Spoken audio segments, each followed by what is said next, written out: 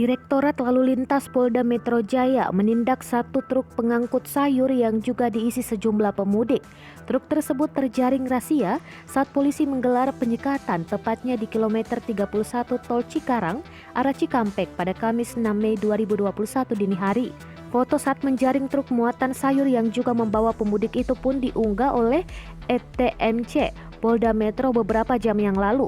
Direktur Lalu Lintas Polda Metro Jaya Kombes Pol Sambodo Purnomo Yogo membenarkan anggotanya telah menindak truk muatan sayur yang membawa pemudik. Sebanyak 7 pemudik melakukan perjalanan dari arah Bekasi menuju Garut, Jawa Barat. Diketahui Direktorat Lalu Lintas Polda Metro Jaya menutup jalan layang tol Jakarta Cikampek terkait aturan larangan mudik yang diberlakukan 6-17 Mei 2021. Sambodo mengatakan penutupan jalan dari arah Jakarta menuju Cikampek itu berlangsung pada Kamis 6 Mei 2021 dini hari. Penutupan jalan layang tol Japek itu dilakukan dari 3 arah yakni arah Cikunir, Tanjung Priuk, dan tol dalam kota kilometer 10.